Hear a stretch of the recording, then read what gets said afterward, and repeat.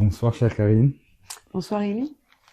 Voilà, après une longue attente, et on a annulé ton voyage de mois d'avril, et tu es venu en mai. La situation est mauvaise, le voyage était risqué, on ne sait pas que si les bombardements vont revenir ou non. Mais tu es là maintenant. Comment te sens-tu? Je suis très très heureuse d'être au Liban. En effet, après cette longue attente, tous ces contretemps, en effet, ces vols annulés, toute l'incertitude qu'il y avait, et c'est vrai que au-delà du problème de mon voyage qui s'est posé, qui a pas pu avoir lieu comme prévu à Pâques, j'étais surtout très très inquiète pour le Liban, pour les Libanais, pour mes amis libanais, et je suis d'autant plus heureuse d'être ici avec vous tous aujourd'hui. Mais qu'est-ce qui t'a poussé à venir dans cette situation? Il y a beaucoup de gens qui ont annulé leur vol, qui ont suspendu leur vol. Euh, mais toi, tu as pris cette décision de venir malgré tout. Pourquoi? Parce que, premièrement, c'était un voyage qui était prévu de longue date, hein, avant même que la guerre éclate. Et là, on est dans une période de cessez-le-feu, un cessez-le-feu qui est fragile. C'est vrai que du jour au lendemain, on ne sait pas ce qui peut arriver, on ne sait pas si ça peut reprendre demain. Voilà. Mais néanmoins, je me disais aussi que c'est peut-être le bon moment de venir au Liban pour soutenir les Libanais, pour leur dire qu'on pense à eux, et que voilà, d'être avec eux pour qu'ils puissent me raconter. J'ai fait des reportages avec des amis, avec des gens que j'ai rencontrés, et de savoir comment ils vivent en ce moment, comment on résiste à tout ça, comment grâce à la culture, grâce à la vie en général, c'est toujours la vie qui l'emporte, et je trouvais que c'était d'autant plus intéressant d'être là dans ces moments difficiles plutôt que de venir dans des moments qui sont plus sereins, même si pendant les moments plus sereins, c'est très agréable aussi. Et malheureusement, c'est vrai que le Liban est souvent dans la tourmente. Et donc, si on attend vraiment un moment où on est sûr qu'il n'y a pas de guerre, qu'il n'y aura pas de guerre, qu'on ne sort pas de la guerre, qu'il n'y a aucun problème, eh bien, ça risque de reporter énormément. Donc, je pense qu'il faut, quand on aime le Liban, il faut vivre avec l'heure libanaise, avec le rythme libanais. Et donc, quand c'est possible, voilà, venir et profiter. Et c'est formidable pour moi ici, parce que je vois de belles choses. Et puis, c'est vrai que le Liban continue à vivre. C'est aussi ce que je voulais montrer à travers les reportages que je suis en train de faire, c'est de dire que la vie ne s'est pas arrêtée au Liban à cause de la guerre. Les gens continuent à vivre, continuent à y croire, continuent à aller à des concerts, à lire, à écouter de la musique. Et c'est très très difficile, bien sûr, pour eux, mais néanmoins, ils continuent à vivre. Alors, tu étais en France, suivais les nouvelles, et maintenant tu es là. Alors, quelle différence il y a? Quelle différence il y a C'est fou, gars. Quelle différence il y a d'être en France et de suivre les nouvelles de loin, ou bien de venir au Liban et de voir vraiment qu'est-ce qui se passe ici? C'est assez paradoxal parce que quand on est en France, je suis énormément les nouvelles via L'Orient le Jour. Il y a des directs tous les jours sur tout ce qui se passe. Et c'est vrai que d'être loin, finalement, on est presque plus inquiet, parce qu'on n'est pas dans le concret. Donc on imagine des choses tout le temps. Donc évidemment, il y a une nouvelle qui arrive avec enfin, tout ce qui était épouvantable, les bombardements, etc. Là c'était concret.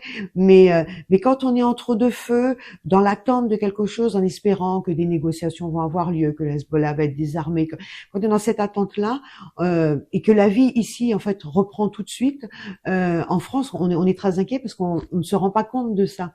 Donc c'est très étrange. Et donc c'est vrai que quand on arrive ici et qu'on voit que ben non, les gens vivent malgré la peur, malgré les incertitudes, on arrive dans un monde qui est palpable, qui est concret, et encore une fois où la vie toujours l'emporte. Alors, tu as discuté avec beaucoup de gens. Alors, comment tu trouves la morale des Libanais? Eh bien, je trouve qu'ils sont très très, comment dire, très pudiques, très pudiques. Moi, enfin, je les admire énormément parce que on sent qu'il y a des failles, on sent qu'il y a des blessures, mais jamais ils vont les mettre en avant. Au contraire, ils vont toujours essayer de dire que ça va bien, que ça va aller, que on vit malgré tout.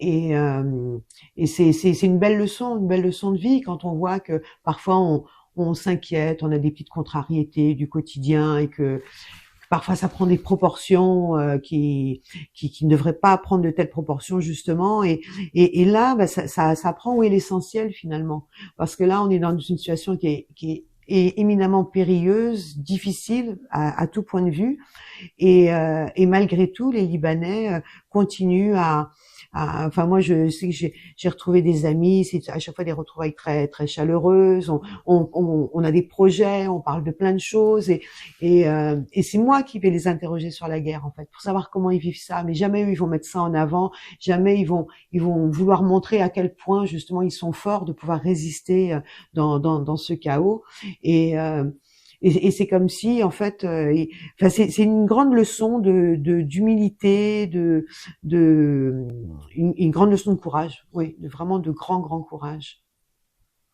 La semaine prochaine, vous rentrez en France. Alors, quel message portez-vous pour les Français? Alors déjà, ben, un message peut-être au président Macron, qui ne l'entendra pas, mais il faudrait être là pour aider le Liban, comme on l'a toujours fait, en tout cas comme on l'a fait pendant très très longtemps.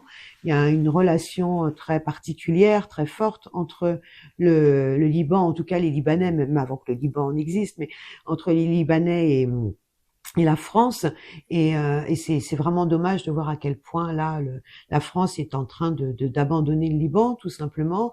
Le Liban a besoin d'une aide extérieure pour se reconstruire, pour euh, pour toutes sortes de choses, que ce soit pour aider au désarmement du Hezbollah, pour l'aide humanitaire bien sûr, on en envoie, ça c'est très bien, mais c'est pas suffisant, et juste pour soutenir les Libanais aussi.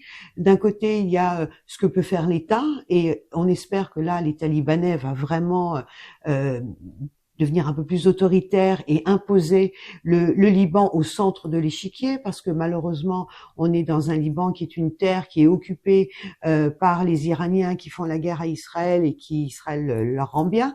Tout ça au Liban et les Libanais dans tout ça, ou le Liban dans tout ça. Donc il faut vraiment que voilà le Liban puisse exister en tant que tel et que l'État donc d'abord évidemment réaffirme cette identité libanaise. Au-delà de tout, c'est l'identité libanaise qui compte et qui doit être fortifiée.